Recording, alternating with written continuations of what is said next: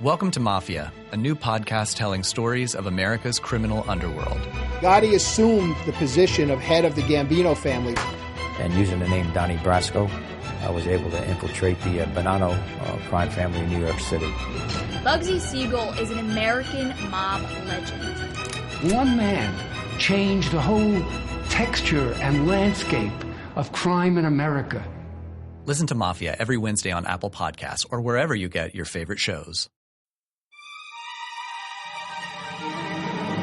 It must have been terrifying to have your teacher show you a movie about how your teachers, if they don't like you, can make you mentally handicapped and then die. Yes! Like, this seems like a threat. This is like a movie, I can't imagine. Did she turn off the VCR and then turn to all of you and be like, so, who the fuck brought an apple? I'm just saying. I'll lower your IQ by 10 points right here. You just forgot your times tables because I don't like you. How do you like that?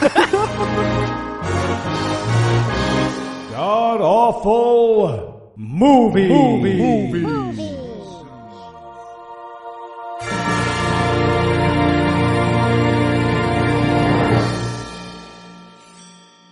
Welcome back to the GAMcast, where each week we sample another selection from Christian cinema because we deserve it. I'm not allowed to say why, but trust me, we just deserve it. I'm your host, Noah Lugeons, and sitting to my immediate left is the chair where Heath usually sits. Unfortunately, he's in the middle of a big move, so he's not going to be joining us this week, but sitting 989 miles to my right is my bad friend, Eli Bosnick. Eli, have you gotten the taste of Ray Comfort out of your mouth yet? I'm doing my best to keep it in there. I haven't eaten or drank anything since Reason Rally.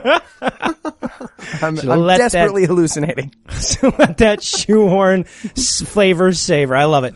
And sitting as far away from me as a person can sit without leaving the contiguous United States is the host of the Mormon serial history podcast, Naked Mormonism, the guy who David Michael bailed on My Book of Mormons podcast, and our special guest masochist, Bryce Blankenagel. Bryce, welcome to God Awful Movies. That fucking asshole, David. Hey, how's it going, guys? Thanks for having me. Awesome. We did a lot of that in the outtakes of last week's show, so it's going to be a little repetitive, but that's okay. That's all right. And so, I just have to say, thanks for inviting me on. This is a great opportunity. And, it was really good hanging out with you guys at Reason Rally. Noah, it was good hanging out as usual. I would say it's the same to Heath, but he's obviously a little busy. I gotta say, I only spent like 5 minutes with Eli, but that 5 minutes forever changed my life. Yeah, you should get stronger, man. You should get strong. You turned your back in the bathroom and everything. Like, I don't know, I don't want to blame the victim here or anything. I'm just saying 20 minutes of my action. What would you say? Five minutes of my action shouldn't ruin my life. Cut this part, Noah. Cut all of it.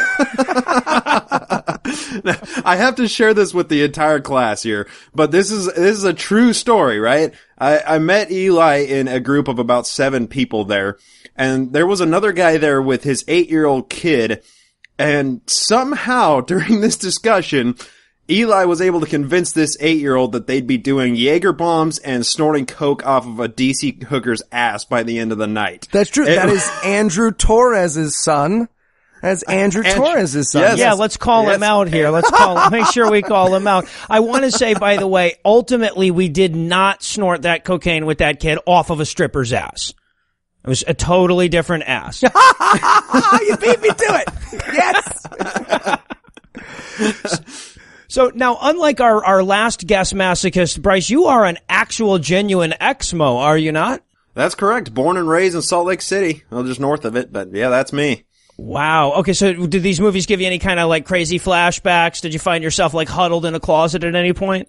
I have to say, the first one, I'd never seen the first one, but the second one that we're watching, Johnny Lingo, that was like one of the first movies that I ever saw that was like an actual Mormon production movie as a kid. And seeing it again for this time, it was like some Vietnam flashback shit where I felt like I needed to drink to make it go away, but the more drunk I got, the worse that the feelings got, and then it made me remember that time that I got beat, and like, it was just a horrible situation. Yeah, this movie seems to be the touchy uncle of Exmos. Like, everybody's like, oh, you kidding? Tickle Charlie. Oh, fuck, he molested me. You're right. Oh, man. I'm gonna need you to go out and buy a bottle of something clear. Yeah, nope, the whole bottle's for me. I don't care what you get for you. Fifth, taking the whole fucking thing down. So now we have already obviously spilled the beans on one of them, but we are doing a double feature this week. So since Heath's not here to fulfill this obligation, I'm going to turn to you, Eli. Can you tell us what will we be breaking down today? We'll be breaking down Cipher in the Snow and Johnny Lingo. One is a cautionary tale about kids not being losers 'cause it'll kill you. Mm-hmm. And the other is the third most racist thing ever to happen. First, if you count not murders. Yeah. We'll get to it. I don't know how to describe it other than that. Yeah, I feel like a full 45-minute breakdown is the only way we're going to get that movie across. Okay, so now it's going to be a different kind of episode in a lot of ways this week because honestly, neither of these movies are religious and neither of them are movies. We're breaking new ground here. Basically, we're breaking down two educational videos produced by Brigham Young University in what seems like a desperate and misguided effort to project normalcy from the LDS. Right? These are like the short film equivalents of going, la-di-da, nothing weird over here. Just a bunch of regular Christians over here loving our neighbors and not plotting against the government with our 11 wives or anything. Just regular guys. And here's the thing. They're so close to good messages. Like, you can tell this is like the telephone game of good messages in educational films. It's like, be nice to the unpopular kid and treat women well. But they got funneled straight through the cheesecloth of crazy, and this is what came out on the other side. Right. No, you said that so well. It was like they were so close to conveying like a good heartfelt message that you could actually use, but then they had to pepper in like racism and abusive fathers and all kinds of really other horrible shit that just kind of didn't, you lost the message by the end of it. It's just really fucked up. Yeah, it's like being told to wash your hands by a grand wizard of the KKK. He's like, germs are a real problem. Okay, you gotta wash your hands, gotta get in between your fingers, and I'm just like, dude, the hood is distracting. I'm just telling you, what you're saying is right, but who's saying it is a problem? Well, but it's more like if that guy said to you, like, if you don't wash your hands, you'll turn black. Right.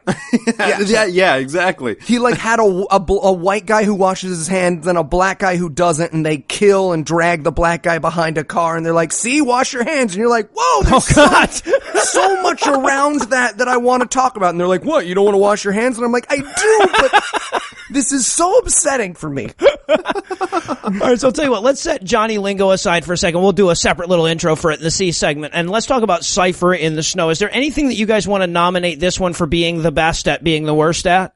Okay, can we go for worst characters talking about a dead child? Oh my God. As we will learn in this movie, and I have so many notes on this, they talk about this child who has passed and is no longer among the living. So vitriol. People are nicer about Hitler. They're just like, oh, the little loser faggot.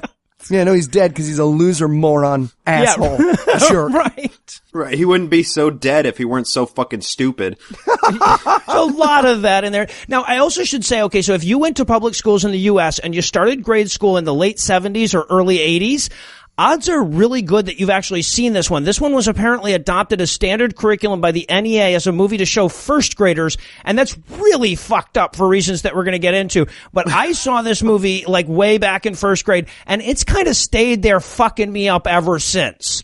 So obviously I'm going to need a stiff drink before I revisit this little childhood nightmare. So we're going to take a quick break, and when we come back, we'll break down all the misguided pseudopsychology that is Cipher in the Snow. Is that why you make Lucinda dress as a principal?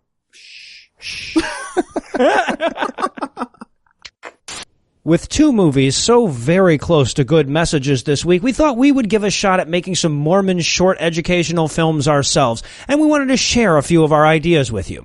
For example, share your cookies or ass cancer will turn your friend inside out. Cooking is fun for the whole family. Human sacrifice is not. Look both ways before you cross the street or piranhas will eat you. I raped you because you're the prettiest. That's basically the second movie. Yeah, exactly. Quick reminder, if you are a patron, by the time you hear this, you'll have noticed there's a brand new poll on Patreon for you to vote for this month's bonus extra movie. The choices are Now You See Me 2, Ninja Turtles 2, and the final movie in the Matrix trilogy. So if you've been waiting for a chance to punish us with your very own personal brand of awful, you can go to patreon.com/godawful to cast your vote, and please don't choose Ninja Turtles. Please. Pretty please.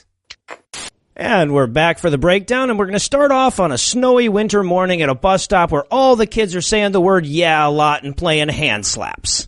Okay, that game, is that called Slap Hands? What is that game called? And we called it slaps when I was a kid, and I just want to say I would fuck those kids up at slaps. Well, and they're playing the fucking pussy version. Like, I played Bloody Knuckles when I was a kid. We didn't fuck around when it came to That slaps. was the kid whose dad didn't have a job. He always wanted to play Bloody Knuckles. Everyone else was having a fine time playing slaps, and then your pill not taking ass would be like, who wants to throw a quarter at each other until we bleed? And we'd be like, no, man, no. Go outside and smoke even though you're 12. And you'd be like, all right. I'm going to fight a teacher in a year and a half and you'll never see me again. Yeah, I know. Get out of here, Bryce. Get out of here. That's what happens when you have a father that, like Cliff does. It's, Uncle Buck drunk. Yeah. He just starts to weep. We spend the whole podcast Mark Marining him. Hey man, we could get back to the breakdown of the movie. That sounds, no, I mean, I get it. That sounds real tough. Whew. This is gonna edit down. It's gonna be like 18 minutes. And we see the kid standing all by himself. Mm-hmm. And yeah. I immediately assume, as did everyone else based on their notes, he's a school shooter. He's gonna shoot up the school. I had him as alternately as Dylan Roof, Eric Harris, and Dylan Klebold in my notes. So yeah. I got the Ari same Stillman impression in my notes, so that makes sense. And all that I said in the notes was the fucking Utah weather. Yeah, it's awful snowy. So the bus shows up, all the kids get on. This one kid who was standing by himself and not playing with the other kids gets on last. Nobody wants to sit with him, so he has to kind of sit all by himself. And so basically we're just really reinforcing the this kid has no friends motif. Oh, and music note, someday Columbine will ruin the music note for this movie. Because it's like, dun and you're like, oh man, that kid has his dad's gun in his coat. That's why he's standing away from everyone else. Can't pay slaps if a 49 will fall out of your pocket. That's it. So also, we meet who's going to be essentially our main character here for a really bizarre way. This is Frank, and he's like pulling out behind the bus driver. He's going to be driving behind the bus that all the kids are in at this moment. And we actually hear like his thoughts where he says, just one time I'd like to beat him to the school. And there will never be a reason why we had to listen in on this guy's thoughts. There will never be a reason why we had to be introduced to him in this way or anything. Just some random shit that didn't get edited out, I guess. And if you're wondering what Frank looks like, okay, here's what you need to do. Imagine some 70s Bush. Now imagine the guy licking it. That's Frank. Yeah. There you go. How's that? I believe I had him as Alan Alda's stunt double here. Bring in the stunt tongue. The stunt tongue. See, my music note here was, we're about to see a bunch of dead Christians with ketchup all over them. Right. Exactly. Yeah, they only had apparently back in the 70s, they only had the one guy doing music for Christian movies. So the kid that was standing off by himself, Cliff is his name, he stumbles to the front of the bus and he says to the bus driver, he says, I'm sorry, I gotta get off. And the bus driver says, but you're going to school. So I wrote the Eli Bosnick story. It's true. So. That's a true story. They had a word with my parents several times. Didn't help. My parents just found out about it.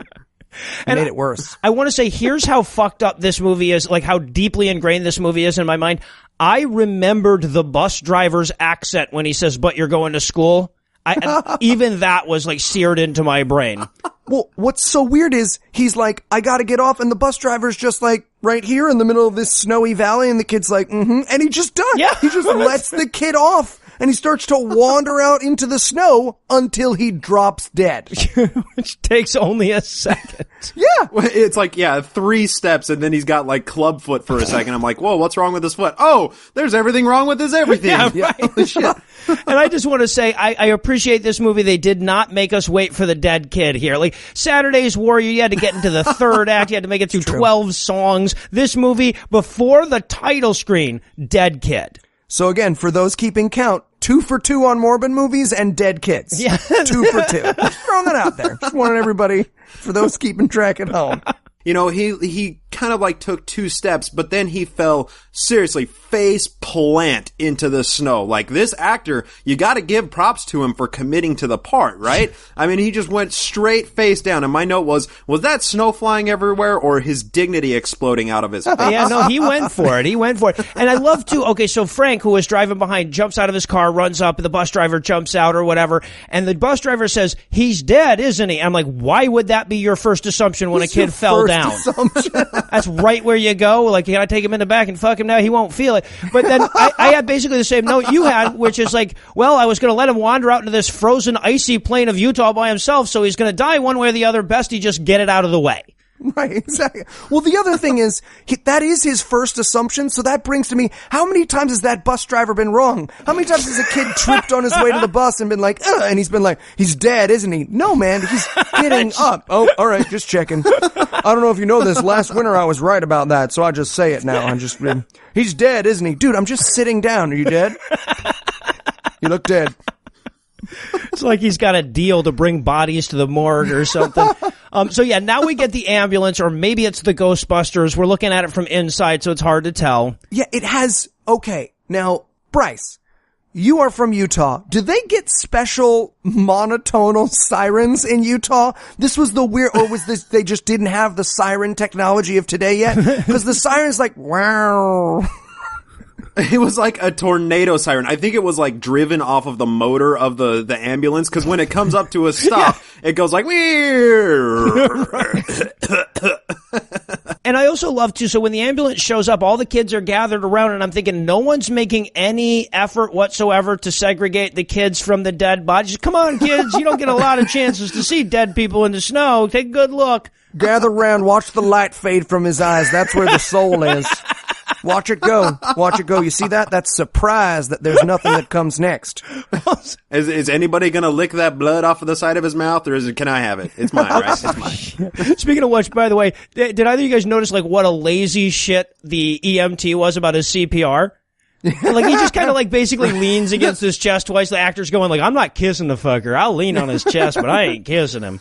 Man. And this is just a side note, but if you look in the background when they first pan around to the crowd that's gathered around the kid, there's a bald Louis C.K. with a Hitler stash in the back of the crowd. Well, I shit you not. Go back and watch the it. whole crowd looks like you took acid and watched an episode of Hey Arnold on Nickelodeon. Like, there's just, everyone's an upside down cartoon version of a fruit. It's fucking terrifying.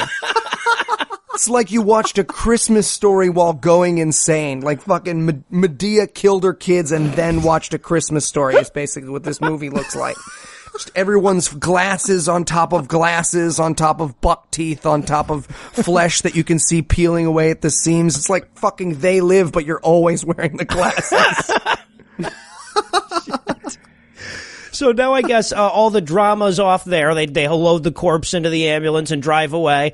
And then we cut to the school where the principal is trying to figure out what happened, and apparently no one in the school even remembers that this kid exists. They're all like, what the hell? Who the hell? What's this, Cliff? Do we have a Cliff? Did you teach him? I didn't teach him. He's not in my class. I don't know him. And this is where this is a child who has just died. This child is no more, and they could not more be casually dismissing this child and how little fucks they give about him. Just like, I don't know, man. It says you taught him. Did I? They all fucking look the same. He didn't mention anything about dying. Did he say he was gonna die? Honestly, they're all just little flesh puppets to me. I gotta be honest. I don't. Well, and it, like, the principal too, he was talking to the main guy, Frank, and he was like, hey, can you, like, take care, go talk to the parents? What? Yes. And the kid, and he's like, he was your favorite teacher, or you were his favorite teacher. Mm-hmm. And he's like, I helped who? Who are we talking about? Oh, the dead kid that just happened? Sorry, I couldn't hear you over the sound of my deafening complacency about a dead child. Well, I love, too, that's like, okay, so what kind of fucked up job do you have where they can just be like, I know you're the math teacher and everything, but you need to go tell this kid's parents that he's dead. Go tell the kid's parents his kid is dead. What? And then the principal is like, the board's riding my ass. I'm a principal. God damn it. I can't be bothered with administrative dribble like telling some kid their parent or telling parents their kid died. Are you shitting me? I've got a board. He literally says, I've got a board meeting. Yes. That is the excuse to cancel a board meeting. Why didn't you make it to a board meeting? One of the kids dropped dead in the snow. Well, and from an unknown and therefore possibly contagious malady. They don't even know what he died of yet. And the guy's like, yeah, but we've got some shit to approve, budget stuff, and you can handle it, Frank. Also, by the way, once you're done telling the kid's parents that he's dead, why don't you write up a quick obituary for this kid you don't remember? What? Fucking, little obituary. Also, do you know how to dig? Never mind. That's too much. I get it. Sure. It's icy, Grave. It was summer, maybe, but yeah. And then on his way out, he like pats him on the shoulder. Thanks for not being a little bitch about this, Frank. Also, and she's going to come up again, so I've got to introduce this character. The secretary, Peggy. Her hair is amazing. It's like an astronaut helmet, except it's hair. She looks like the illegitimate daughter that Mary Tyler Moore kept chained in the basement all those years. She basically sat down at her hairdresser and she was like, have you ever seen a sine curve? And the girl was like, say no more. Say no more. And I called her sugar boobs here. And my note was before I could picture the principal saying, hey, you got your heels on so I could fuck you on the desk later tonight after that board meeting there? Yeah, sugar boobs, I'm sure, is what she was called on set as well. Exactly. It was a better time back then. It was a better time. So now we're going to cut to Al from Happy Days, who is his abusive father. And this child, we are to believe, died today. Right. And he has nothing to say but how much he fucking hated that kid. That's it. That dumb fucking child, that moron, that retard, that he could barely convert oxygen into CO2 piece of shit child. And the woman in the kitchen, who's his mother, is just like, come on, you're a little hard on him. It's just like, your kid is dead. And she seems irritated, like she's talking about like her favorite TV show. This is how Anna reacts when I talk about Gilmore Girls. I'm like, oh, I hate that fucking show. And she's like, come on, it's not that bad. That's how she's talking about her husband, talking about her dead son, who died, just again, gotta say it out loud, the same day. Yeah, well, right, yeah, they've learned about that minutes ago. And first of all, okay, on the physical appearances, first of all, there are 0 things this mom would not do for $8. And the dad, I just imagine like the Jurassic Park guys reconstituted Andy Richter, but they had to use frog DNA to fill in the gaps or something. Yeah, he looks like Hodor's dad. And also like... See, no, I got, he looks like, Uncle Buck fucked Philip Seymour Hoffman. That's pretty close. It's pretty close. And also, like, but the guys are like, oh, he was a fucking idiot. Though. That's probably why he died, because he was too dumb to tell us he wasn't feeling good. And the mom's like, come on, he's not that dumb. And the dad's like, okay, I'm sorry that he's dead and everything, but let's not pretend he wasn't a fuckwit, okay? And the mom's like, yeah, okay, all right. Okay, and then she just walks and she's like, all right. Yeah. So, but now to demonstrate that, stepdad has to tell a story about what a dumb fuck the dead kid is. Yeah. This random stranger that's walked in to tell him about it.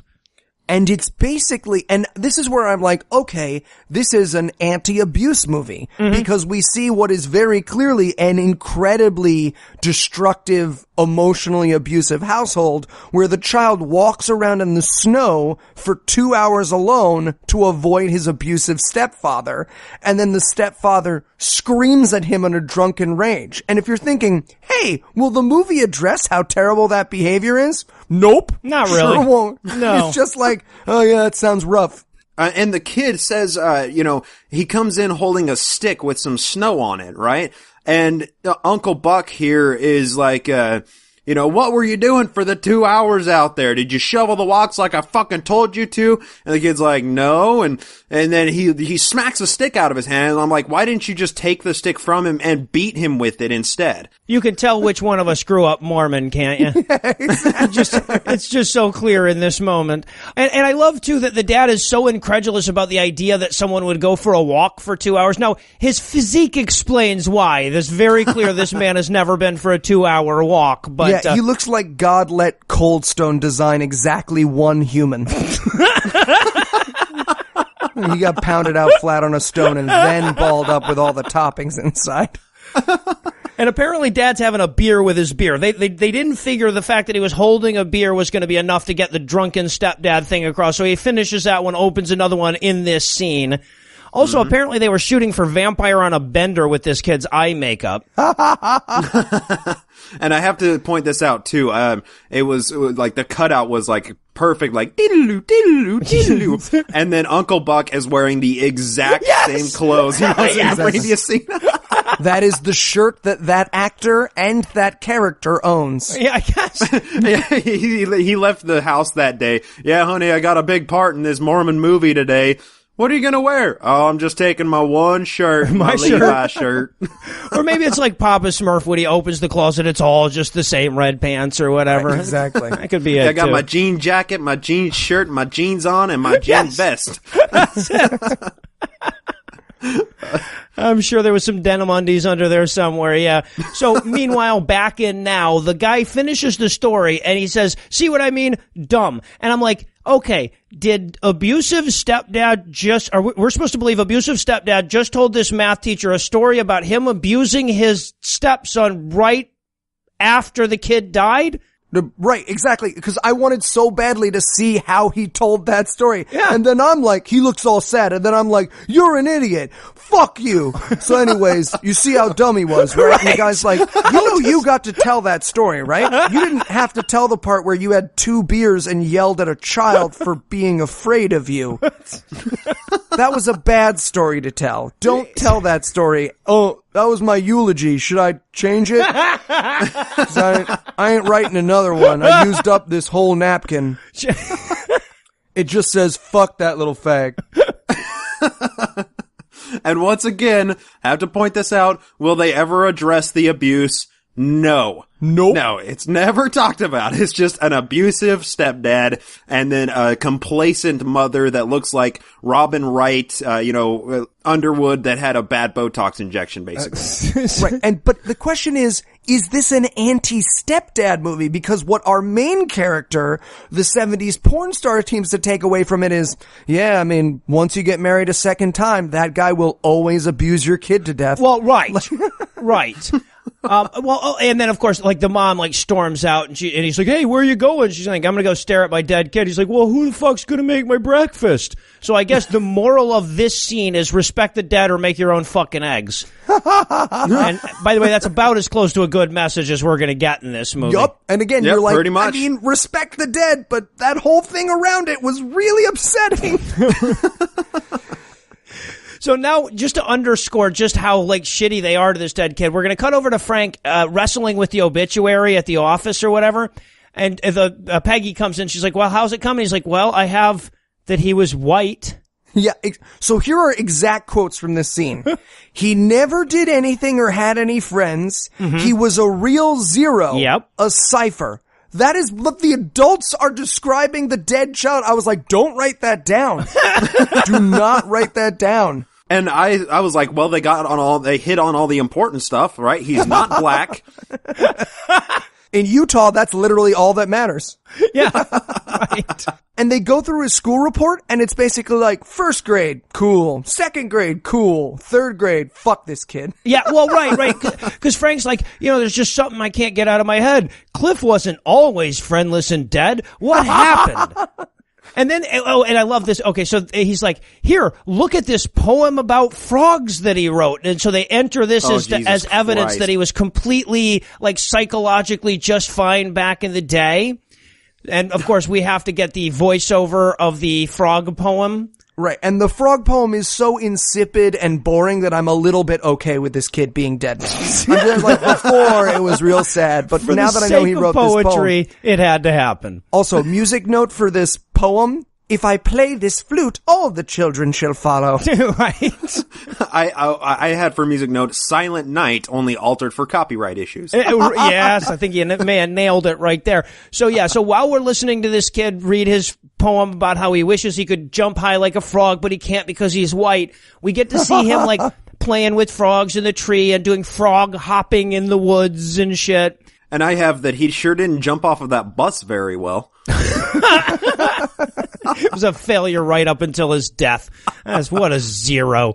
So, but then Peggy, I guess she hears that poem and she's like, well, judging by those 18 words, he must have been stable and healthy at the time. And they're like, yeah, he must have been. Must have been something happened after the frog poem that fucked him up.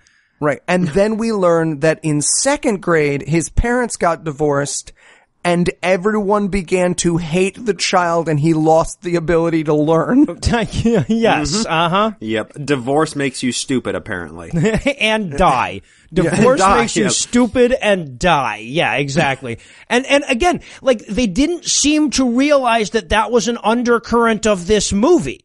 Right? Like, ultimately, this movie is supposed to be about, hey, if the kid seems like he's a little off and a little dumb, don't pick on him because he might die or whatever. But the message that they're also sending along with that is if you don't have enough friends, you're gonna die. Yeah, you know what this whole movie strikes me as one of those like anti-vax documentaries where they show you the baby the week before and then they show you the next week where it's crying and they're like, see, like if you just swapped in Wakefield being like, and then in second grade he got vaccinated and cuts to the next scene and the teacher's like, why can't you look in my eyes anymore, right. Cliffy? Why can't you look in my eyes anymore? That's perfect. Right, and actually that's the next scene we get. We get him, like, I guess this is right after the divorce or whatever. We see him, like, looking out the window when he's supposed to be doing his schoolwork. And this teacher comes out. Now, first of all, this teacher looks like she should be, like, closing the voting before the big Indian dude raises his hand to watch the World Series. Her eyes are different colors and different sizes. She's just creepy as fuck. Mm-hmm. And she's basically, like, trying to tell a kid with special needs to walk it off. She looks like someone got a D on making a Madame Tussauds doll. That's what she's just like, there you go. Fine, it's a person. Go. Well, and she's like such a bitch about it too. She's like, you know that you're like the dumbest, slowest ass at filling any of these seats, right? So just stop being a fucking idiot and do your schoolwork. What? She literally says in this, do you know that you're the slowest one in class? Like, who the fuck would say that to a kid? Just beat him with the ruler already. That'll make it better. Again, the Mormon. Yeah, right. But yeah, she's like, do you know you're the slowest one in class? And the kid practically turns to her and goes, I don't think that's helpful. I don't think that's going to affect positive change. Thank you for your feedback. But she's like, well, have you talked to your parents? And he's like, they won't listen. She's like, why? And he's like, they're getting a divorce. And she's like, oh, your parents are getting a divorce? Never mind. I'm going to go help a kid that matters. Yeah, right. Do. I'm a teacher. Let's show this movie to kids. Yeah, well, that's it. Yeah, she's just like, oh, well, there's no helping you now. Broken arm, you're fucked. Unreal. So, meanwhile, we cut back from this flashback to Frank, the math teacher, flexing his psychological intuition some more. And he's telling the secretary, he's like, people just live up to what we expect of them. And I'm like, okay, are you saying that people expected Cliff to be dead? Is that, I don't see how else to take that. Yeah. Also, like, what? Okay, wait a second. Just for a second, what are we supposed to assume they think killed this child? A lack of hope? Yes. Okay. It's yeah, right. We'll get to it a little bit more at the end of the movie, but yes, apparently this kid died of being unloved. Well, and it's like this Mormon narrative too. Like, I gotta inject why this is like Mormon so much is because it's all about the family, right? Like in the 1990s, they released this thing called the family, a proclamation to the world. And it's like this super family-centric thing that if you get divorced, your kids will get, autism and and, your whole life will be fucked up. You'll lose your house. And then the only person that you're going to get married to is a drunk, abusive, asshole, Mr. Uncle Buck. So you think this is like a cautionary tale for the mom? Oh yeah, absolutely. Definitely. All right. No, that's a really interesting twist. Yeah. If you're married to a good man that is a priesthood holder and can bring home enough of a paycheck to survive on, deal with whatever shit you have to deal with, because everybody else out there is just a drunken fuck up that will kill your kids eventually. You know what? That honestly, that brings so much of this movie into light if you look at it that way. That's what I tell Anna before she leaves the house every morning. So I'm glad that I'm not alone on that. Just letting you know, anyone else will kill your kids. You gotta have Cipher in the Snow on autoplay just in case. I wave it at her on a computer as she leaves. Look. See the dead kid? This could be your kid. Now make me a sandwich. Who's gonna make my sandwich? So then we cut to all the kids. Okay, we got to reinforce just how much no one liked this kid. So all the kids on the playground are building a snowman, and little Cliff wants to get in on that snowman action. So he comes up to help. Sorry, but before that, he's swinging on a swing set, and my note is, just hang yourself from the swing set and get this movie over with already. Oh, Blake, it was you. You were one of those bully kids on the snowman, weren't you? This is your defense. You you clever bastard. You organized to be on this show so you could tell your side. Well, shame on you, Blake. Shame on you, Bryce Blackalago. Yes. No, shame on you. Stole Cliff's hat and put it on the snowman. I stole the hat. In 1972, yeah. So all the kids are going to try to build a snowman, and they won't let him play, and they steal his hat and pick on him or whatever. Ha ha, your parents are divorced. Yeah, right. But I do want to say, okay, so I have to throw this out there. The one nice thing I can say about this movie, although the color balancing was terrible, generally, in terms of knowing where the camera goes, the cinematography was actually pretty good. Yeah. And there was this little moment here where, like, the kid is looking at the snowman, and the snowman doesn't have a face, so he gives it a face with the stuff that's in his pocket or whatever. But there's this very obvious, like, attempt to show the blank snowman with no expression and contrast it with the kid, that they're one and the same. And I actually thought that was a fairly potent moment actually a good decision from the cinematographer. That's the last nice thing I'll be saying. You're just finding the gems in the shit. Yeah. And my note on this was, he finally made a friend. Oh, Crazy Billionaire Money, I remake this short, but he just fucks the shit out of that snowman. See, I want the snowman I wanted it to all end with the snowman coming to life and taking revenge for him, you know? Yeah. Like, you motherfuckers wouldn't give me a face. Jack Frost 2, the Mormon edition. I also had the note, the snowman is looking at him just like his hateful alcoholic stepdad does. Yeah, right, That's exactly. Nice, with button eyes. And now apparently Frank, with all of his wisdom and knowledge, has determined that the cause of death was low expectations. Mm-hmm. Right. So Frank, the math teacher, has looked at a few reports from this kid and said, yeah, I'm pretty sure I know what killed him. It was all these low expectations and shit. Once he was labeled, death was inevitable. Exactly. What? Because you know how those progress reports in third grade haunt us to this day, don't you? Exactly. Well, that just brought to mind like some image of a classroom full of kids, and a teacher's like, sorry, Billy, you got a D, and the kid's just like, shits himself and dies. Fuck, you're gonna be the president. Oh, damn it. We lost another one. Too many low expectations. And again, look, there's a good message hidden underneath here that you shouldn't write off the kid who's having trouble learning because it may be something at home, or he may be coming from an abusive family. So there's like a good message buried deep within here, but the framing of it is so insane. It's like you framed the Mona Lisa with a fucking dead body. Like, yeah, that's a nice painting and everything, but why the flesh and bones and whatnot around it? I'm sorry, I'm just really distracted by the Girl Scout you cut a square out of to put this painting in. Can we talk about that? No, I want to talk about, look, what's she smiling about? Is it the Girl Scout you cut a square out of? I'm gonna keep coming back to that. Yeah, because again, like, don't ignore kids, don't label kids, don't give up on kids is a great message. but that's not a good message when you've already ignored, labeled, and given up on a kid, and it's killed him in your movie. Right, especially when you're then going to show that to ignored, labeled children. Right, this is the little engine that couldn't. It's just like if the book was just like, this fucking train didn't make it up the hill. The little engine that self-destructed at the bottom of the fucking hill. Yeah, what a zero. That fucking train. So, yeah, and then Frank starts to realize, hey, maybe I didn't do enough either. So he says to Peggy, he's like, do you have my 8th grade report? And she says, yes, it happens to be sitting on the pile of papers directly in front of you. So how you didn't notice that is kind of beyond me. I guess it's the same way you didn't notice the dying kid in your class. So he looks at his report and he's like, oh, damn it, I said that he had trouble socializing as well. So now there's blood on my hands. What? You just have an image in your mind of that kid crawling into the window and reading his quarterly report and just being like, you know what? Fuck it. I'm just gonna die. My note for this was, how can I reach these kids?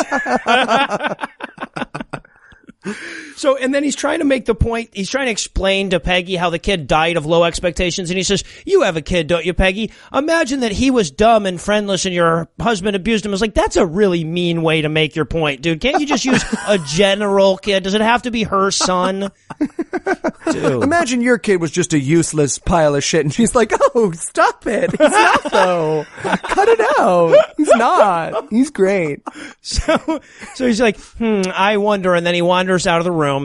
And then we cut over to that, like late that night, I guess. The principal gets back from that very important board meeting, and Frank is still wrestling over the dead kid thing. He still hasn't gotten over it. It's been hours. So the principal shows up and he's like, working pretty late, Frank. And I wanted Frank so bad to say, yeah, you made me tell a fucking child's parents that he was dead and write a fucking obituary, you sadistic son of a bitch. Of course I'm working late.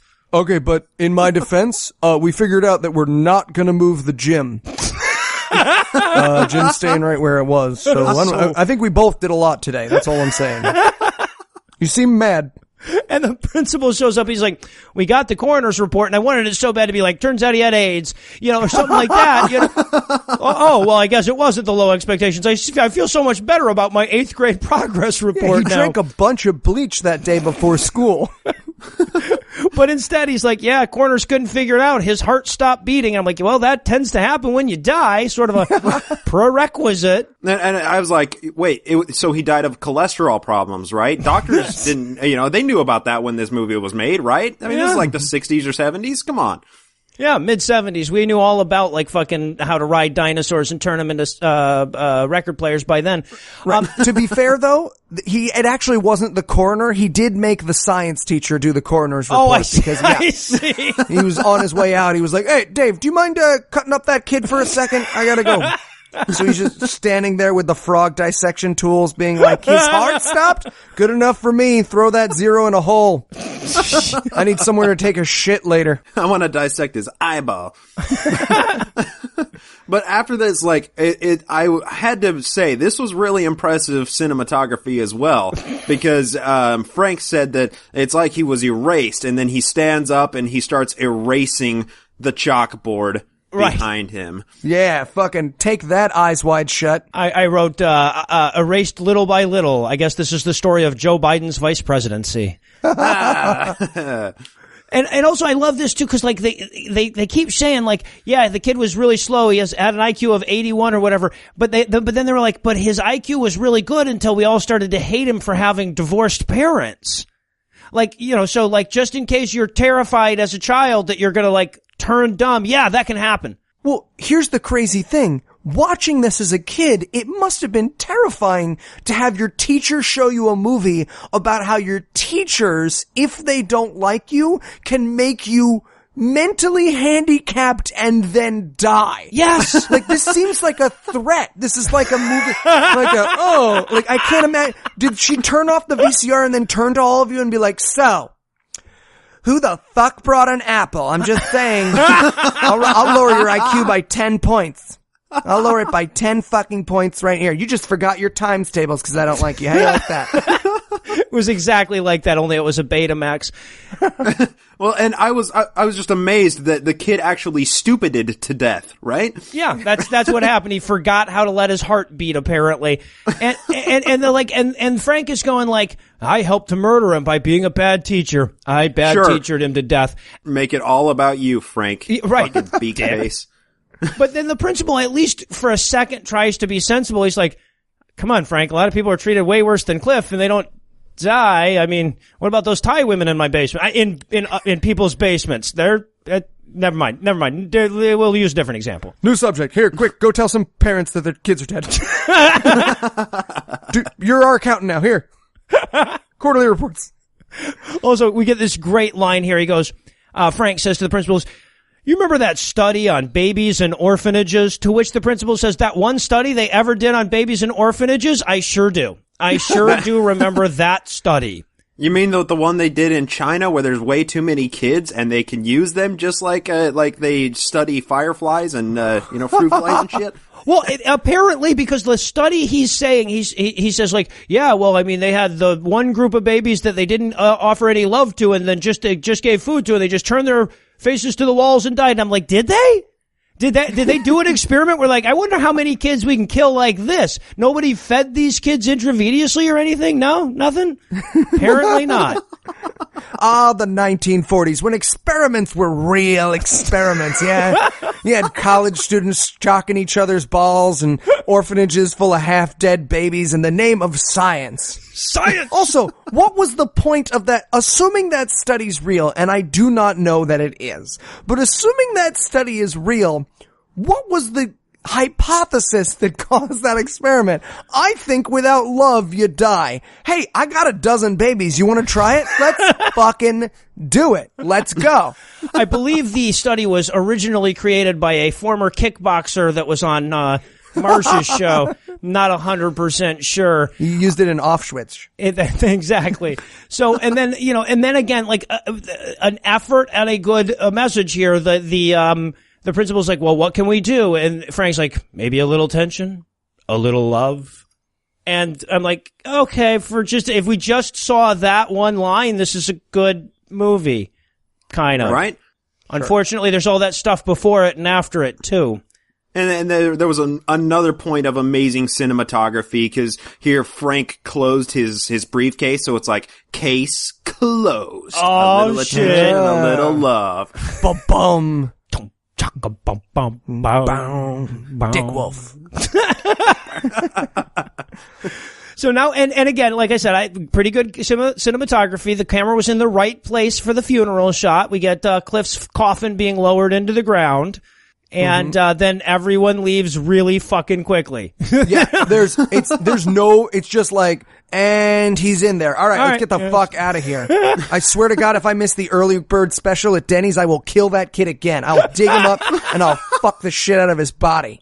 It's 11:55. I swear to God, they better not cut me off on this one. It's worth 10 of that kid's lives. And this other kid walks up to him and he's like, hey, are you Mr. Collier? And he's like, fuck yourself. You go fuck yourself. And he's like, okay, I'm going to go die. And he's like, wait. Hold on. Wait. Have I learned nothing? I'm not going to let that kid die. And so then we get the ending VO, and this is the greatest fucking line. The Frank character, he goes, at that moment, I resolved never to forget Cliff Evans. I'm like, you told that kid's parents that he died. You watched him die. You wrote his obituary. Were you in danger of forgetting that? I want to say Clayton. It's a C. Chris. I'll never forget Chris. Oh, fuck. I'm going to have him on my podcast and accidentally call him Blake. I know I am. I know that I am. Right. And I had one note in here. At one point they said it's like veiled eyes in an alien world. And I'm like, first reference to it being a Mormon movie. Finally. Oh, is that what that was? I wrote lizard people. Are we talking about lizard people? What the hell is that? I don't know exactly what it was, but it's like an alien world. Hey, that's where we all come from Kolob. Oh, so, I gotcha. Yeah. So that was like, oh, finally, the ending scene we got it. It's a Mormon movie. God, that took forever. This is basically a Batman versus Superman, but for you, you're like, oh, see, that's a reference to it. Right. That's from the Mormon video game that you get for the iPhone.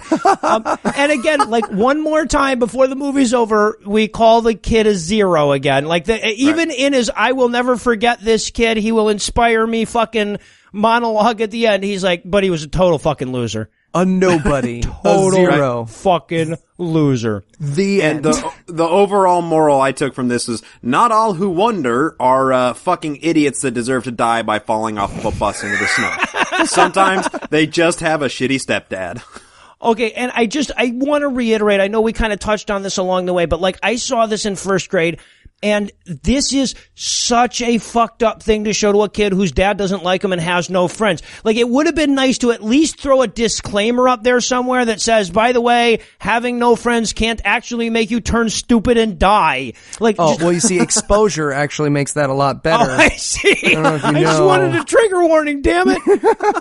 But look, I mean, I gotta say, because it's so silly looking back on it now to think that this movie actually really did fuck me up, but I have a new appreciation for the people who write to us and thank us for excising the childhood nightmares they had from Thief in the Night or If Footmen Tire You or whatever. This movie truly fucked me up as a kid to the point where like it was still stuck in there. When I realized what movie we were doing, like I very nearly broke down.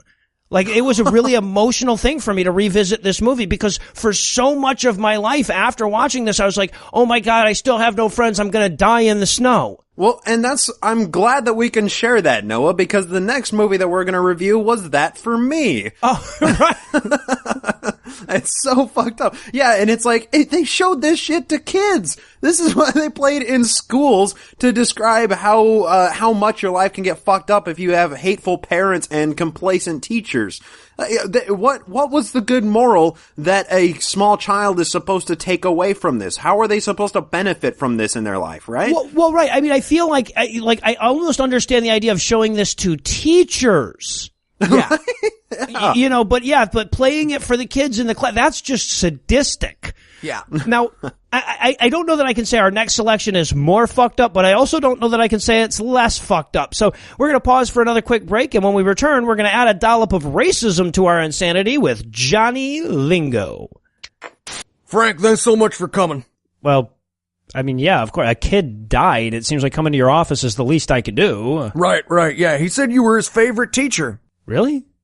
Man, that's depressing as hell because I'm terrible. No, I know. Imagine my surprise as well. Yeah, well, you know, if there's anything I can do, just let me know. Well, glad you asked that. There is actually one thing you can do. Anything. We need you to break the news to his parents. Well, why me? Oh, I got a meeting. I don't think you can make me do this. Oh, we're also gonna need you to do the autopsy. I'm sorry, what? Yeah, the regular coroner had a golf thing, I guess, so, you know. No, I don't know. I'm the math teacher. Right, but you were his favorite math teacher. Dude, I couldn't possibly be less qualified for this. What's to know? He's dead. You're not gonna hurt him if you fuck him up. Just hack him open, take out bits, weigh him or something, you know. Oh, sorry. Last thing. When you finish that up, we're gonna need you to take care of the witnesses. You mean the other kids on the school bus? What kids on the school bus? Know what I mean? No, I don't. I don't think that I can do any of this. Alright, gotta go. Thanks, Frank. Stuff. Don't forget to go with the kids.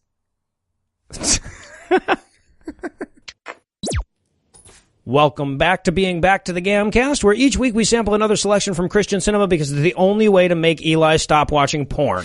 I'm still your host, Noah Lugeons, and still joining me are Eli Bosnick and Bryce Blankenagel. Eli, Bryce, sup? Hey, that's Blake Blankenagel. Thank you very much. Blake Brycenagel, my bad. Blankenagel. Get a real name, you white bread piece of garbage. Shit. Parents just put together 6 first names and they were like, hey, we're in Utah, Marshmallow Squares. No one will ever make fun of him. They all saw that movie about kids dying from being mean.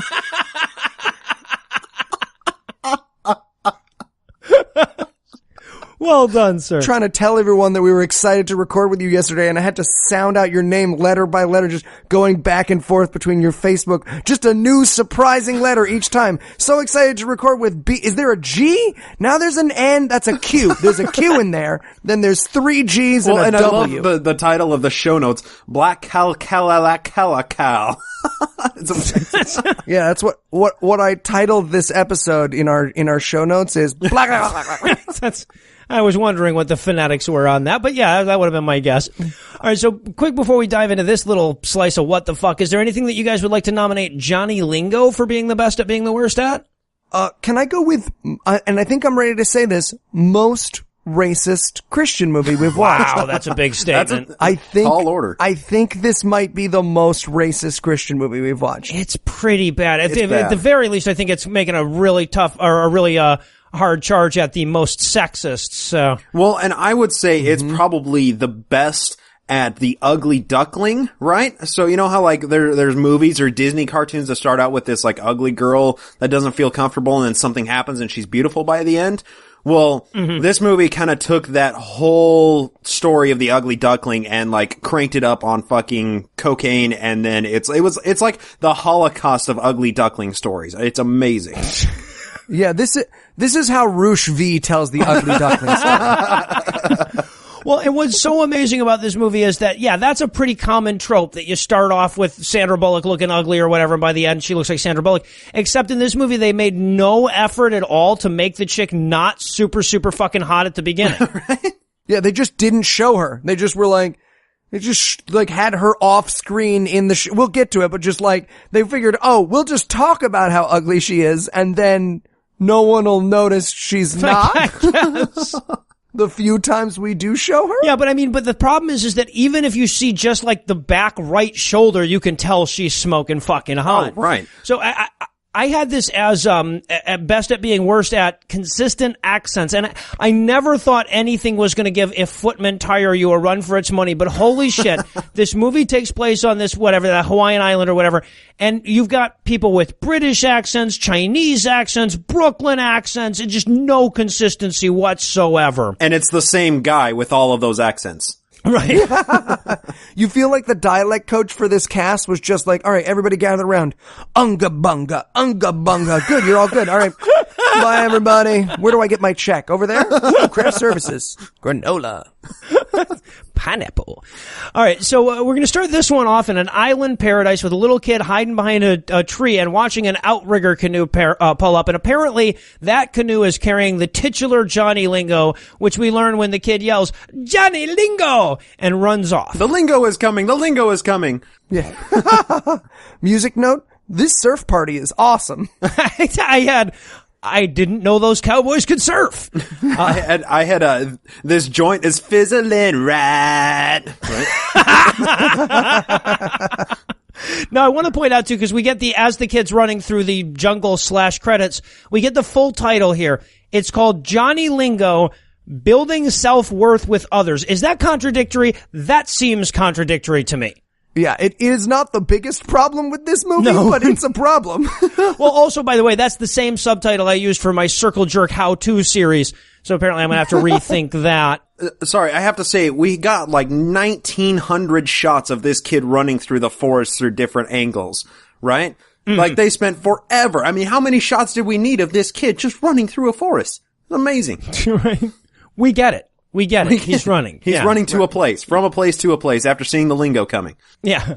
So he shows up at the village and everybody's out there, villaging or whatnot, and he yells, "Johnny Lingo, he come! I'm not trying to do the racist thing. That's what the kid's line is. That's what the kid says, and that's how he says it. And I said, Mahana's gonna be saying that he come in a minute. Ayo! We'll get there. So everybody in the village is super excited that Johnny Lingo has come because apparently he's the shrewdest trader in all the land. Except Filipino Judd Hirsch does not seem to be super impressed with all this Johnny Lingo bullshit, but everybody else is pretty excited. Yeah, I had Judd Hirsch on a juice fast.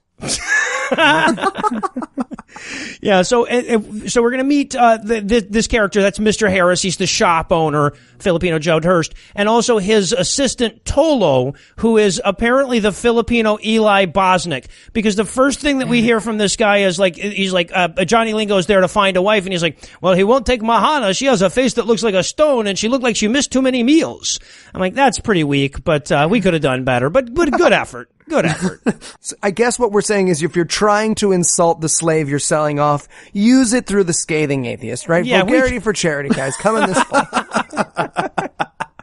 And it's like, Mahana, you mean that disgusting little old scrawny 19-year-old bitch that looks like my taint? What? Why would he want her? It's amazing. Well, they also say she's not, this is the exact quote. She says, she's not young either. 19 or 20. Yeah, cobwebs in the vag by now. And I just wrote in my notes, whoa, rough.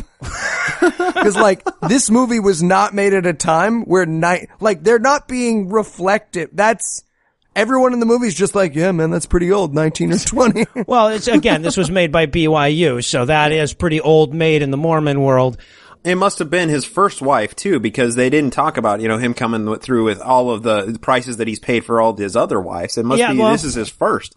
Yeah, exactly. And it's like the most depressing and involved version of a mail order bride process ever. Like he has to go to the island and he has to go pick her up and pick her out of a line of a bunch of other women and, bring all of these cows with him to pay for her. Like, God, I can't imagine. Just phone Russia already. You'll get one in a box. Sent to your doorstep. Exactly. It's like the Pony Express of mail order brides here. So what we're supposed to get from this scene, though, is that Johnny Lingo could have any wife that he wants, but apparently he wants Mahana, even though no one can imagine why anyone would want to fuck Mahana.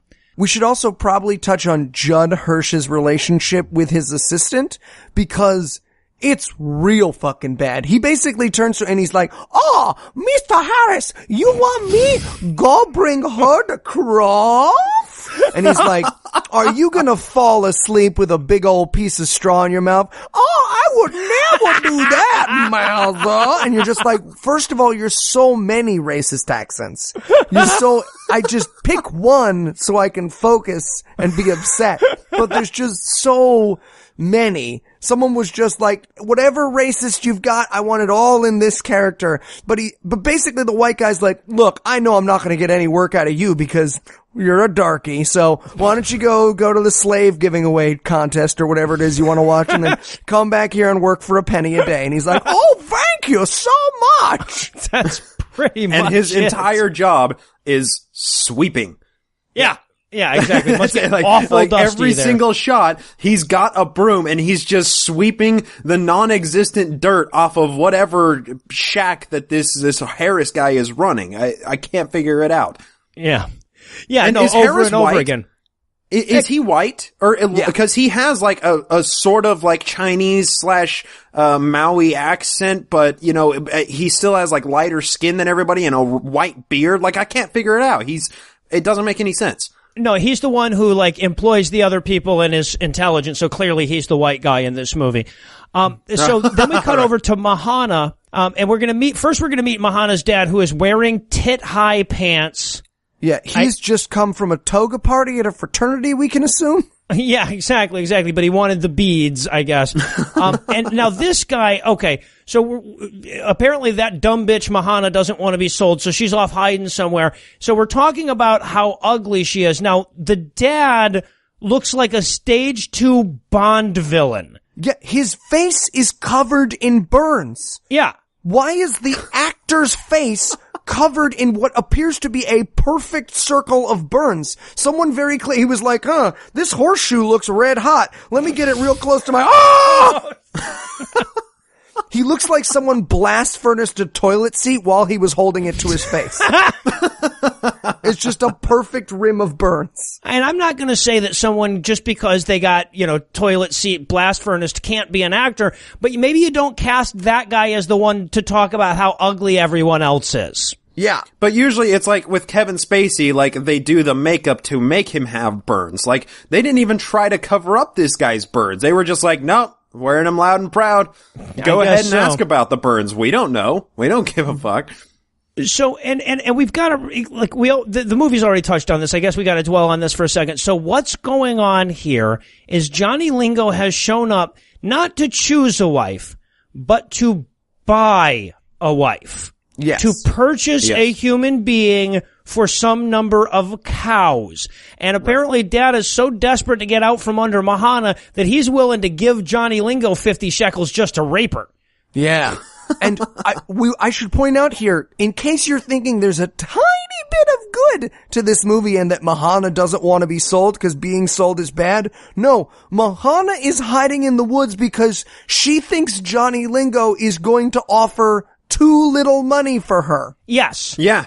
Yeah, and everybody around is like talking about this. They're like, at one point a guy says, "Oh, Mahana, she's not even worth a 3-legged cow." And you're like, that's the message that we're getting across now, is like how much these women are worth. It's not the fact that, oh, we're buying, this is human trafficking glorified because it's on a Hawaiian island. No, we're talking about the worth of this woman being less than a full cow. Right. The message of this movie is not don't sell humans. It's like don't underpay for them. Exactly. Yeah. Spoiler alert. The message of this movie will not turn out to be don't sell humans. No. The message of this movie will be overpay for humans and they'll feel great about themselves. And then they can tell all of their friends how much that they were paid for, and it makes them feel good about themselves. Yeah. And this is the first time I wrote in my notes, because you see, so like Mahana is hiding up in a tree, and again, so that you don't see how incredibly hot she is, they're hiding her behind branches and bushes and stuff, but it's not enough. Like, my first note on her is, Mahana is not just a little hot. As a matter of fact, I looked up some trivia on this. Apparently she's like Miss Hawaii something or whatever. Holy shit. She's like, they cast this beauty pageant winner as the ugly chick. Yeah. Also, none of the actors can agree on how her name is pronounced. She's Mahana, Manana, Manana, all kind of shit before it's over. Malaka laka la la la. Yeah, blocka laka laka. Exactly. Her dad is threatening to hit her with a stick if she doesn't come down from the tree so he can sell her. And the music note I have for this sequence is, "Nobody will catch me. I'm the sexiest mouse." And apparently this is like a big deal on this island. You know, when a human being is being sold into bondage, everyone wants to gather around and see. Well, and it's amazing because the dad is like, he talks about how hard he has it because his daughter Mahana is so fucking ugly, right? He's like, he's talking to his counselor or his buddy, and he's like, "You just don't know what it's like. You paid 5 cows for your wife. You know, you made a good investment, but, you know, you don't know what it's like to have a really shitty, ugly daughter that you can't even, you know, pay somebody to take off of your hands." Right. And he says, "I only paid 2 cows for my wife. That's why she gave me this fucking ugly daughter." And everyone's just like, "Yeah, man, that's a good point. We're never going to acknowledge this behavior." And Johnny Lingo shows up. Yeah, right. So Johnny Lingo shows up to do the bargaining or whatever, and they're like, "Well, where's Mahana?" And of course they can't tell her, like, she's hiding because she doesn't think she's worth more than 2 cows or whatever. So they're like, "Oh, she's sewing sexy lingerie for her husband or something. She's masturbating with lesbians, or whatever." So now, wait. We do have to touch on something that is fantastic about this movie, because there's not a lot of good things about this movie. Oh, no. But Johnny Lingo is a fine cut of meat. Oh my God. Yes, he is. He looks like someone, looks like someone made a wish that Yul Brynner would come back to life, but they poured bronzer into the genie's lamp. He is just a sweet hunk of flesh. He can lingo my Johnny anytime he wants to. I would pay at least a few squirrels to have him fuck me. That's how gorgeous. Yeah, how many cows for Johnny Lingo? He does look like he should be crossing the Rubicon at some point in this movie, but yeah, good looking dude. So he shows up, they all gather around on the mats together. All of the people around are talking about how few cows Mahana is worth. And by the way, like, Mahana is the only not grossly overweight woman that we're going to see in this entire, well, with one exception. Like, all the other women are just gigantic. And, they feel good about themselves. That's great or whatever. But the 2 fat chicks can't be sitting around talking about the skinny chick going like, "I was worth 3 cows. I was worth 4 cows. She's not going to be worth any cows." Right. You are a cow. And it's like these women were like, yeah, I was a 4-cow wife because I was sold for 4 cows and then I ate them on my honeymoon night. And now you see what happens. They determine how many cows you're worth by how many you can swallow. Yeah, right. Well, and then you see the exact message that the movie is trying to get across, because you have one woman that was like, I'm a 4-cow wife. And then this other lady was like, well, my husband paid 5 cows for me, bitch. Yep. And the first woman shoots herself in the head. Yeah, right. She goes and dies in the snow somewhere. Yeah, exactly.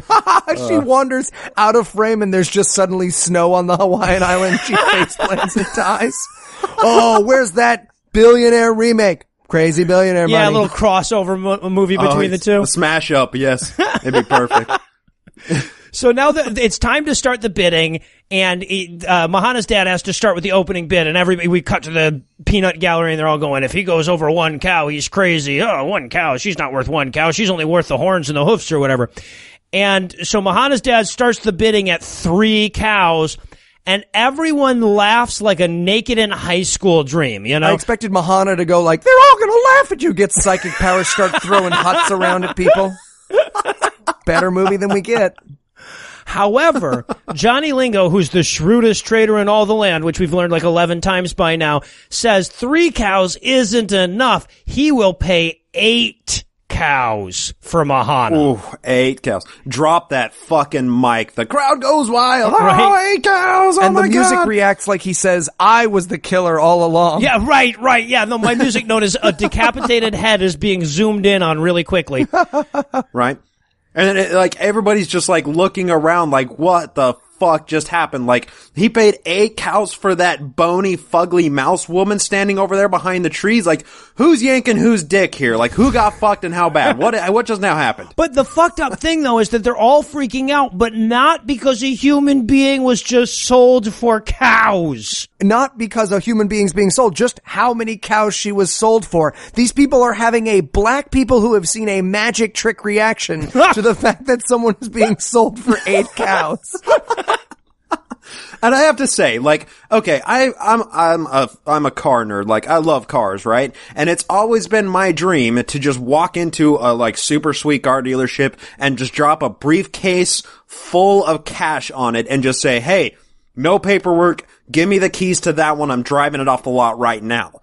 Like, that's my dream. And that's what Johnny Lingo just did with a wife. Mm-hmm. With a woman. He just bought a human that way. Yeah. It's funny. I've also had that dream, but it's been with a human. So this movie was very cathartic for me. I was just walk in with a briefcase full of cows and just be like, boom, 8 cows in that briefcase. See, I was the other way around. I had that fantasy about trading a certain number of women for a cow. But we've all more or less been there. So now we head back to Mr. Harris's shop where Tolo has to tell him that Johnny Lingo paid 8 cows for this human being. And again, everyone's really freaked out, but not because of slavery. And that's when Johnny Lingo shows up, to explain to Mr. Harris that he brought him a very, very rare shell. Mm-hmm. Yeah, those are very rare when you live on an island. Yeah. Shells. And when he goes, what do you want for it? I wrote in my notes, I want to marry you. Can I get about 8 cows for this? I'm on the line for him. He just sweeps up Mr. Harris in his arms. Him and Mahana just make a sex sandwich. I'd watch that. If you think I wouldn't watch that porno and wear out the tape, you don't know me. You're not the listeners I know and love. But what he actually wants is a mirror to give Mahana. Well, and hang on, just back a second. He says, like, how valuable is the shell? And Johnny Lingo was like, it's like so valuable, it's like the most valuable shell that there ever was. Like, I have all the best shells, and I was working with this guy, and we found these shells, and they were so hard to find. Like, he doesn't even, know what the shell is or anything, but he's just like, oh, okay then. He's the Donald Trump of shell salesmen. He's just like, look, my shells are fantastic shells. They're fantastic. Everybody loves them. All right. I'm a very successful shell salesman. I'm a very successful shell salesman.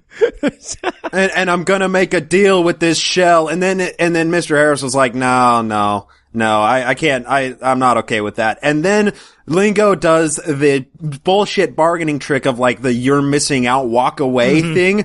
And then Mr. Harris is like, oh, no, wait, hang on. let's see what I can do for you. Yeah, right. Amazing. So now when we suddenly realize that this is a fucking he sells, she sells by the seashore turned into a goddamn movie, he ultimately trades the fucking shell and he wants to buy a mirror for Mahana with it, but he wants it to be a nicer mirror than Mr. Harris has, which really pisses him off. He's like, what are you talking about shit about my mirrors, man? Come on, give me a fucking break. But no, he wants a gold mirror with a handle and yada, yada, yada. And a strap on the back of it so he can put it on his head just so Mahana knows what it looks like to fuck her, right? I was thinking the other way around. He's like Eli said, he's a pretty good looking guy. Oh yeah. Yeah, so no, but we also learn in this moment that he's very proud that everyone has already heard how much he paid for his wife, you know. So apparently this is just like, it's like dropping money on rims. There's no reason for it except for everyone to see that you paid a lot of money. Well, and it's like was like all this time they've been building it up like he's the cutthroat son of a bitch walking around town, right? And but why did he pay so much for like a Hawaiian Megyn Kelly with a stomach worm? Like, I don't get it. Well, at the end, we'll figure out why. All right. So, and again, now, once again, we go back to Mahana and she doesn't want to come out, and it's not because she doesn't want to be sold into sex slavery. It's because she doesn't think he's really going to show up with the 8 cows. Yeah. Right? And her dad is like, if Lingo would have just raped you in front of me and then spit in my face and then taken you away, I could die a happy man. Right? Right. Like, he's doing whatever he can do to offload this ugly whore of a daughter of his. Yeah. And she's really convinced that he's only going to bring like a cow and a half and be like, look, take it or leave it. And fine. Right. But sure enough, comes wandering through the jungle, not just one cow, but all 8 cows. And he comes wandering out and he's making this weird noise. He's like, quaho, ha. He's just like slapping the cows as they go. It's fucking nuts. Also, okay, I gotta point that when we last saw Johnny Lingo showing up on the island, he was in an outrigger canoe. How the fuck did he get 8 cows? He had 8 cows in his canoe with him? They swim alongside? It makes no fucking sense. It's like a logic puzzle. So you can bring one of the cows, but not the fox. Yes, it's a whole thing. You gotta figure it out. That's why it took so long for him to get there, I guess. He just went to some other, like, rich cow owner guy on the island and was like, I have another shell here. It's the best shell. It's gonna be worth 8 cows. Just give me 8 cows and I'll give you this awesome shell. That guy wanted a mirror for his 8 cows. It all makes sense now, yeah. And then he's gonna trade Mahana for a shell later on, and it just keeps going, I see. So now now Johnny gets his wife, and we have this, like, reaching into the room and grabbing her hand, and I'm like, don't forget to get a receipt, dude. Get a receipt. Right. Anything else I can get you today? I've got a son. I don't know if you're into that as well, but we've got a couple of chickens. I can give you him. No? All right, fine. Would you like a bag? Paper or plastic? He just like puts a paper bag over her head. And then the father motions to him and he's like, you may enter, right? He doesn't say anything and it's like, you may enter in every sense of the word, right? And then Johnny Lingo looks at her, he's like, oh yeah, there is no safety word for you, bitch. I'm gonna turn your body into a single tunnel from your mouth to your asshole. Oh, just wait. You're gonna be a one-woman human centipede. Come on, I paid for you. Jesus. Get on the canoe. It's time for a wedding celebration. Yeah, so we cut over to the wedding celebration, and I just wrote in my notes, I would pay a lot of cows for that lead dancer. I mean, I'm not, it's their custom, it's their culture, I don't want to judge it. I'm just being respectful, right, Reza? Reza gets it. Excuse me for not being racist. Now I'm gonna pay cows for a human.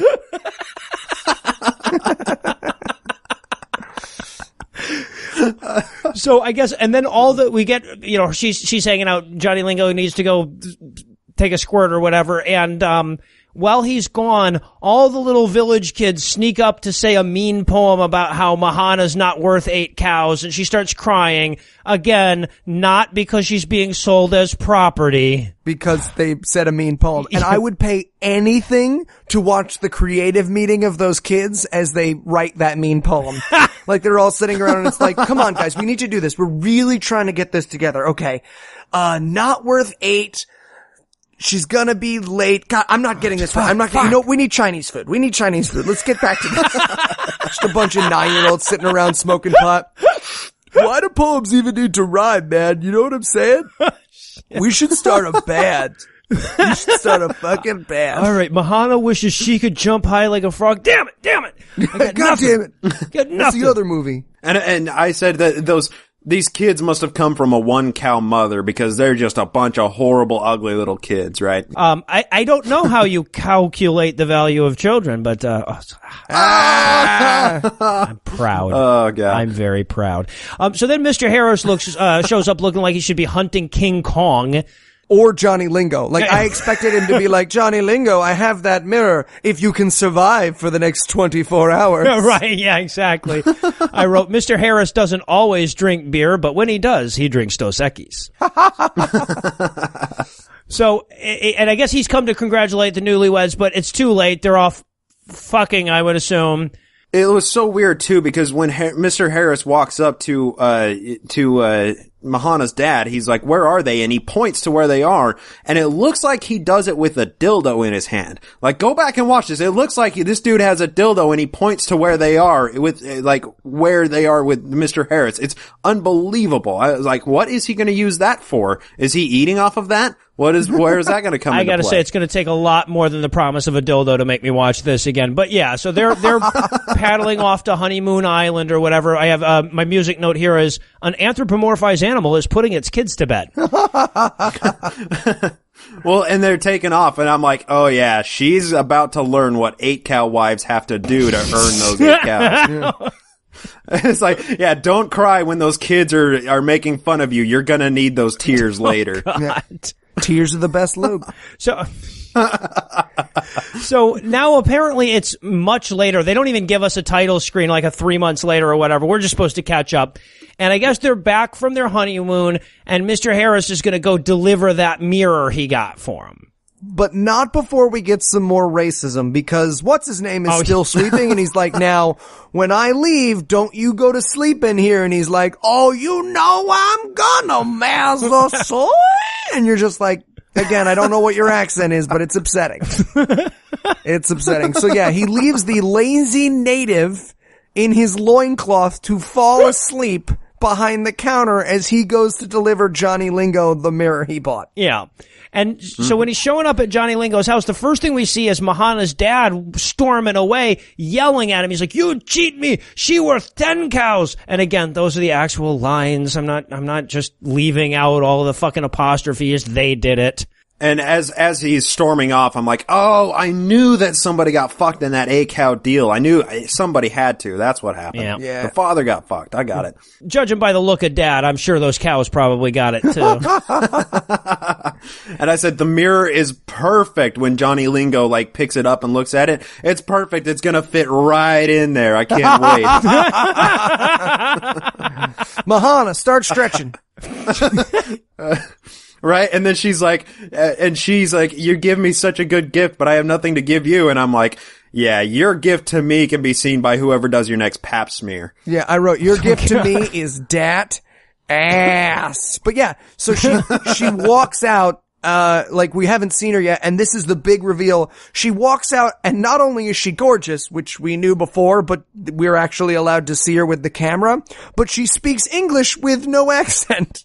Yeah, that changed. You give a woman enough cows, and she learns a Midwestern dialect. and the fuzzy edge filter on the camera. Oh, that turned it up a notch. I was lubing up, ready to go. Finally, we got something good to go off of here. And Johnny Lingo says it's so close to a nice message. He says, I have loved her ever since we were children. She has always been beautiful. And I was just like, that's such a nice thing to say about someone you haven't bought. Someone you haven't purchased. What a lovely thing to say about someone who's not, in essence, a slave who you raped. Right. I mean, okay, first of all, this whole, oh, wow, now she's gorgeous thing. It's that's because she's not hiding behind a tree. But the other thing is the message that he's trying to send here, he's like, just think about how much self-esteem you give a person when you say their value is equivalent to some number of cows. How did this not get nixed at the fucking meeting? How did somebody not say, you know what? Why don't we just make it that, like, she decided to marry him or something? No, it's got to be barter for cows. Well, because they pulled in some terrified Mormon woman who was on her 17th baby and was just excited not to be pushing something out of her vagina. And they were like, hey, Helen, in between baking, do you think this is bad? And she was like, if someone doesn't make me have a baby, I'll say whatever you want. This is great. I love this movie. Is anyone in this movie pregnant? And they were like, no. And she was like, great. Yeah, it's a great movie. It's a great movie. Are they making a Marshmallow Square or having to ostracize their gay son? No, it's a fucking masterpiece. I'll take it. It's the best Mormon movie of all time. See, women like it. But you're right, it's so close to a good message. I mean, Lingo is even like, try to empathize, right? He's like, think of what it must feel like to be a woman and to be bargained for. And it's like so close to being a good message, but no. And he says many things can happen to make a woman beautiful. And what he's talking about is the feeling of self-worth, which again is a really important and useful and good message if it's not about your sex slave. Well, because look, by inherently, okay, in the term self-worth, there's an implication that you're not worth a number of cows. I mean, that's what self-worth is. It's like, I'm worth something regardless of that. But no, his message is, I wanted her to be an 8-cow woman. And I mean, that sounds kind of sexy, but that's not how they mean it. Yeah. So, yeah. Right. Anyway, very bizarre effort at a good message. Right, and it's like, okay, so Johnny Lingo wasn't a vain asshole for his own reasons. He was just a conniving vain asshole instead. He just put a little bit more thought into it, right? Good on him. Good on him. Apparently, yeah, exactly. So yeah, no, and I think, if I'm not mistaken, the moral of this story seems to be overtip the ugly stripper. I don't get it. I don't know. Overtip the ugly stripper. Yeah. That's what this movie for children is. And I think it's a little bit more utilitarian than that, right? Like, Johnny Lingo's like, I wanted her to be an 8-cow woman so I could stand fucking her. And he's like, have you ever fucked a 1-cow wife, Mr. Harris? They cry way too much. Am I right? Now I can like fit almost 8 cows in all of her various orifices. That's what I wanted her for. That's why I needed all 8 cows. So, and that's how the movie ends. Basically, the movie ends with them looking at how hot she is. And again, like, even if you set aside the 8-cow woman thing, the fact that they're bargaining with her for cows, just the simple fact that it's like, oh, she's ugly. Oh, now she's pretty and everything's okay. That's still a pretty fucked up message. Oh, like, right. Even if you take the slavery part of it out, it's still a bad effort at a good message. All right. So you guys ready for the most fucked up thing about this movie? Apparently, it was remade into a feature-length movie in 2003. Mm-hmm. Oh! I was looking up, trying to find some trivia on IMDb, and apparently in 2003, the movie The Legend of Johnny Lingo came out. I double-checked, and like, it's got like a cast listing for young Mahana and grown-up Mahana and everything. So I think that movie was just so inspiring to some Mormons that they said, yeah, we got to do 90 minutes on this. They were like, I want more of this story. Let's do it. This is what happens when we give them an entire state, people. It should have been Israel. The church finally came in with the crazy billionaire money and was like, how fucked up is this movie? Let's just try to make it even more fucked up and feature length. We're going full tilt on this motherfucker. Yeah. Let's do it again. All right, so now, of course, normally we try to avoid like numeric ratings and stuff, but I feel like with this movie, there's just no way around it. So rather than asking you how many stars you'd give it or how you would orient your thumb in relation to it, I have to ask, how many cows would you give this movie? Okay, so hear me out. I would give this movie 12 cows. Oh, shit. Because according to the movie itself, if I gave it more cows, it would become a better movie? How many cows to turn this into Clockwork Orange? That's my question. Like, how many cows do I pay for this movie until I watch a movie made not for monsters? If you told me all of Hitler's plans were based on this movie, I'd be like, I get it. Yeah. I get it. God. I love it. We took this entire fucking episode to go Godwin here, though. That's good. That's good. Well, I have to say, from my perspective, I didn't take that tack with it, right? Like, I'm much more sinister when I think about buying movies to determine their worth. So I'm like, this is probably about 3 really, really bloody hamburgers. Not even a full cow. Not even a full rump roast. Just hamburgers with worms in them. Wow. They were gang raped by a bunch of Hawaiian hobos. So. Oh, the hamburgers were gang raped. Yeah. Oh, yeah. Yeah. There are 3. Now, walk me through that, because rape implies non-consent. How do you know you're raping a hamburger? Take me there. The 3 hamburgers are sitting out there, right? First of all, how are the hamburgers dressed? I'm just being skeptical. Okay. I just want to look. I'm just trying to get to the truth of this. I'm saying 5 minutes in a Hawaiian hobo's life shouldn't ruin the rest of it. Am I right? Who's with me? Well, talking about just the mechanics of it, you could kind of roll it around. No. They were probably fucked before they were separated out into the separate 3 hamburgers, right? It was just this big pile of ground meat that had a bunch of worms in it, and that's when the raping happened. And then someone formed that cum-filled pile of beef into hamburgers? Yes, exactly. Yeah, I want to meet that guy. It's the hamburger's I want to meet fault. the guy who sees the cum-filled beef and turns it into burgers. And says, you know what? We could make some burgers out of this. We don't have to waste this. The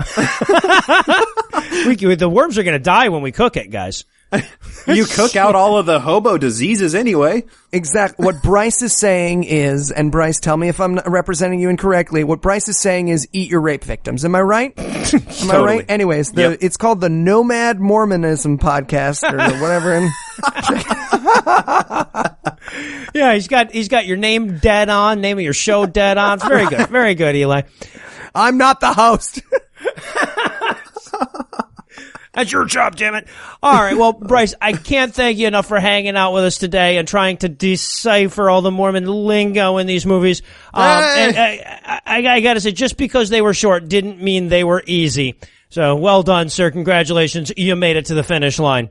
Thank you. I would say, thanks for having me on, but, I don't like to thank people that hurt me this much. So, I'll just say it was fun, but it was like, it was like trying to stand up inside of an Iron Maiden while being stumbling over drunk, right? Mm-hmm. And then after watching the first one, it was like, that was like 25 minutes of absolute torture, and then saying, hey, fuck it, I had so much fun with the first one, let's just go back into that Iron Maiden and try it again. Yay! All I'm saying, dude, is you should have held out for more cows. I offered you 1 cow to do it, you said yes.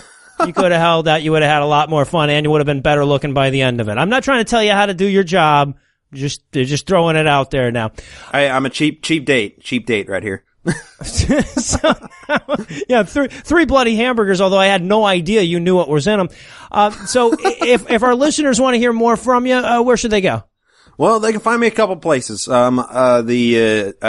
I host the Naked Mormonism podcast, which is just called the Serial Mormon History Podcast. Of course, episode 1 starts with the birth of Joseph Smith, and then it goes on from there. And I've been running it for about 1.5 years.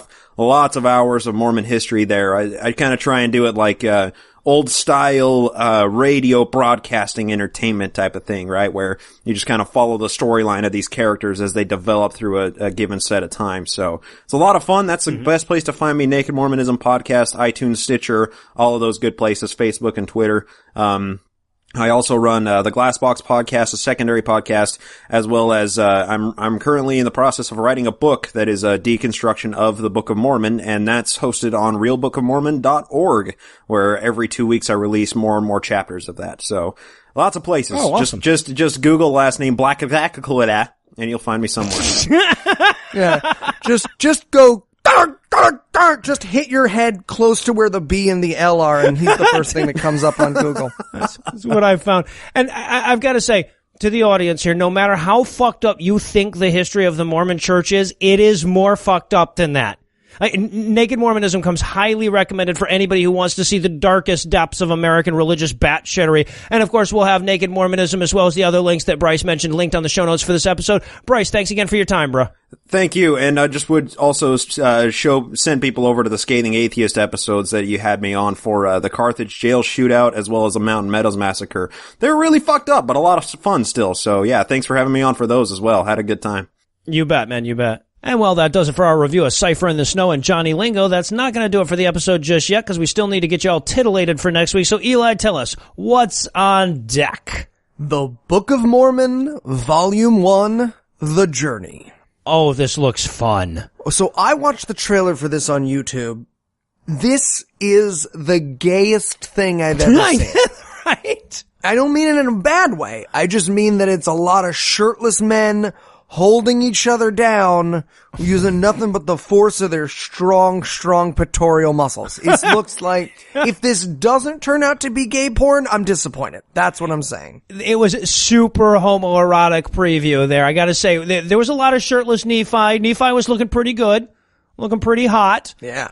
And I'm pretty sure, now this is a 2003 movie, and it used basically real actors. Like, all the people have IMDb pages and you know, they've been bit roles in other movies and stuff. So, I'm really excited. Looks like they got some pretty spot on special effects too. Yeah. This is also our first dive into true Mormon crazy. Right. The other one, we got a little bit of pre-cum heaven, and then this one we got, hey, look how fucked up our culture is, but we're diving into the mythology next week. And I gotta say, I'm excited to see how deep this rabbit hole goes. Yeah, no shit, because if I'm not mistaken, during the preview, we see them on the beach building the submarines. Pretty sure that's what we were seeing. I can't fucking wait. So with all that to look forward to, we'll bring episode 43 to a merciful close. One more big thanks to Bryce Blankenagel for suffering alongside us. Obviously, I need to give a huge thanks to all the Patreon donors that help make the show go. If you'd like to count yourself among their ranks, you can make a per-episode donation at patreon.com/godawful and thereby earn early access to every episode. You can also help us a ton by leaving us a 5-star review on iTunes and by sharing the show on all your various social media platforms. And if you enjoyed this show, be sure to check out our sibling shows, The Scathing Atheist and The Skeptocrat, available on iTunes, Stitcher, and wherever else podcasts live. If you have questions, comments, or cinematic suggestions, you can email godawfulmovies@gmail.com. All the music used in this episode was written and performed by Ryan Slotnick of Evil Giraffes on Mars and was used with permission. If you like what you hear more by following the links on the show notes for this episode. Thanks again for giving us a chunk of your life this week. For Heath Enwright and Eli Bosnick, I'm Noah Lugeons, promising to work hard to earn another chunk next week. Until then, we'll leave you with a Breakfast Club close. Fuck you, Heath, for not watching these movies. Johnny Lingo wrestled naked men while covered in olive oil. It's just impossible to believe otherwise. The coroner's report very clearly said Cliff died of AIDS. AIDS. I gotta say something so that the last word in this episode isn't AIDS. AIDS. This could go on forever. AIDS. You bring your phone everywhere. Work, school, the movies. Now you can bring it to an Xfinity store for an easy way to switch to Xfinity Mobile, a new kind of network designed to save you money. You can get up to 5 lines of talk and text included with Xfinity Internet at no extra cost, so all you pay for is data. It's never been easier to switch to Xfinity Mobile and keep the phone you love. Click here to see how. Sorry, I gotta take this. Restrictions apply. Limited to select mobile phones. Requires activation of a new line of Xfinity Mobile. Up to 5 devices per account. New Xfinity Internet customers limited to up to 2 lines pending activation of Internet service.